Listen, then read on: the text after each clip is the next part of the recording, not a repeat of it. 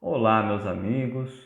No estudo de hoje do livro Pão Nosso, nós vamos refletir sobre o capítulo 123, intitulado por Emmanuel, Condição Comum.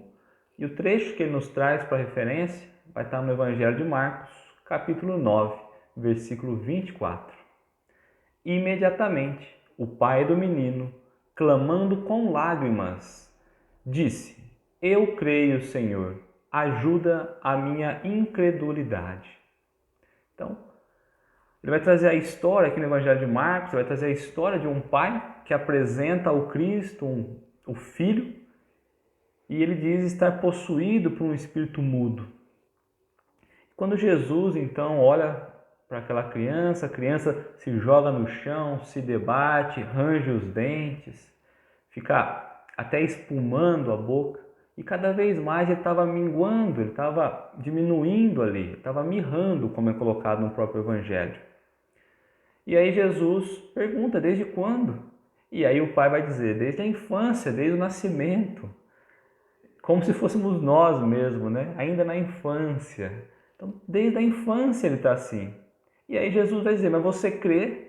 Você tem certeza, né? E aí ele vai dizer, o pai do menino vai dizer com lágrimas, né? Imediatamente o pai do menino clamando com lágrimas: Eu creio, Senhor, ajuda a minha incredulidade, ou seja, ajuda a minha falta de fé. E aí Jesus diz: se podes crer, podes tudo, né? Se podes crer, tudo é possível àquele que crê. E aí Jesus então, naquele momento, consegue expulsar aquele espírito que estava na criança desde a infância, e ele cai no chão como se ele tivesse morrido. Jesus, aí todo mundo assustado, que o menino morreu, Jesus dá a mão ao menino e o menino levanta, como se estivesse vivendo a partir dali, como se daquele estágio para trás não tivesse acontecido, fosse necessário renascer. E aí os discípulos ficaram muito surpresos, porque nós não conseguimos expulsar esse espírito do menino? E aí Jesus diz: esse tipo de espírito só é expulso com a fé verdadeira, com o poder da oração, com o poder do jejum, como ele coloca, trazendo que muitas vezes expulsar aquilo, o demônio, né, como o Evangelho nos traz, expulsar aquilo que nos impede de ter uma vida normal, que é a vida olhando para o alto, depende de fé, da fé verdadeira. E Emmanuel começa então nesse capítulo dizendo assim: aquele homem da multidão, em se aproximando de Jesus com um filho enfermo, constitui expressão representativa do espírito comum da humanidade terrestre. Então, ele vem trazer que aquele homem, aquele pai, representa todos nós aqui na Terra. É a nossa representação, representatividade. Nós não cremos no Cristo. Só quando não há mais esperança, quando não há mais nada, aí não tem como sair, nós falamos: eu creio porque é a única saída. O pai de verdade, ele não confiava. Ele mesmo diz: perdoa, me ajuda na minha incredulidade. E nós somos assim. A todo momento ofertamos ao nosso irmão maior, mas nós não acreditamos. Somos incrédulos. Os círculos religiosos comentam excessivamente a fé em Deus. Todavia, nos instantes da tempestade, são escassos os devotos que permanecem firmes na confiança. Nos círculos religiosos, em todas as religiões, é trabalhado o tema fé, cada um de uma maneira, mas todos trabalham a confiança no Pai. Mas quando somos visitados por situações que estão inesperadas dentro do nosso pensamento, nós nos colocamos em desespero. A nossa fé vai água abaixo, deixamos de confiar e começamos a agir por desespero, no instinto, preocupados, angustiosos, ali angustiados, e nós não olhamos para Deus. Nós não confiamos nesse Pai amoroso, nesse Pai fraternal, que sabe nos colocar nos trilhos corretos, nos trilhos necessários. Então, A todo momento nós estamos ali aprendendo sobre a fé. Mas o fato é que quando somos visitados pela prova, a nossa fé vai embora. Somos verdadeiros incrédulos, assim como o pai. Mas nem coragem de aceitar isso nós temos. O pai ainda aceitou.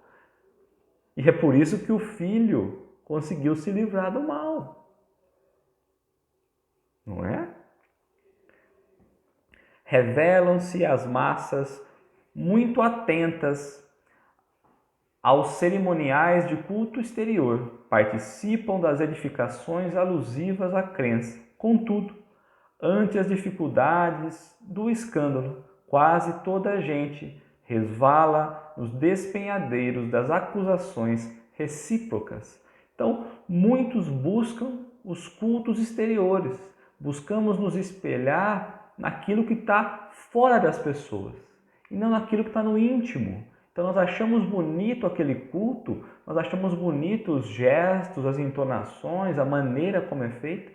E aí quando nos decepcionamos por alguma atitude, por aquela pessoa, nós desistimos, vamos embora da religião. Porque nós colocamos as expectativas na parte exterior, esquecemos de buscar a essência íntima. Buscamos de olhar se de fato ali nós buscaríamos consolo, luz, se de fato era um galho a fim de nós pudéssemos repousar. Olhamos a árvore como um todo, achamos bonito e paramos. Mas às vezes os galhos não são firmes e nos decepcionamos. Se falha um missionário, verifica-se a debandada. A comunidade dos crentes pousam os olhos nos homens falíveis, cegos às finalidades ou indiferentes às instituições. Em tal movimento de insegurança espiritual, sem paradoxo, as criaturas humanas creem e descreem, confiando hoje e desfalecendo amanhã. Ele vai reforçar o parágrafo anterior. Nós depositamos as nossas expectativas religiosas nas pessoas, em seres falíveis, em instituições falíveis. E esquecemos de depositar nossa base na espiritualidade, naquilo que não é da carne, daquilo que é do espírito. E quando um missionário erra, porque ele ainda está em fase de errar, nos decepcionamos e tem a debandada. Vamos embora, abandonamos, perdemos a fé, mas como uma pessoa dessa, que viveu anos e anos pregando, consegue cair? É porque de fato pregava e falava externamente. Não é o que estava no íntimo, não é o que tocava lá dentro, não era a sua essência. E nós nos encantamos pelo culto exterior e não pelo que a pessoa de fato é. Porque se ela for simples, se ela for humilde, se ela for pacienciosa, nós não nos encantamos. Mas se ela conseguir nos encantar no visual, externamente, naquilo que sai da boca, mas não no que está no coração de verdade, depositamos todas as nossas fichas. E é por isso que a nossa fé nunca é robusta, porque nós pairamos a nossa fé naquilo que é falível. Somos defrontados ainda pelo regime de incerteza de espíritos infantis que mal começam a conceber noções de responsabilidade.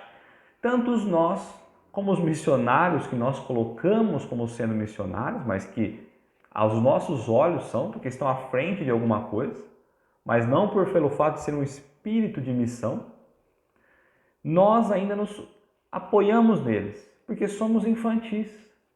E eles também, tanto nós como aqueles que estão a falar, somos infantis. Não compreendemos, não atingimos a maturidade necessária. E como toda criança se decepciona na vida. Quando entende o que é a vida de verdade, se decepciona. Mas não é por esse motivo que eu saio da vida. Eu busco uma nova referência. O que antes, quando criança, eu achava correto, me trazia uma certeza, uma segurança, eu entendo que não é assim. Eu busco novas certezas, novas expectativas, de acordo com o nosso crescimento, nós vamos entendendo que as responsabilidades vão mudando.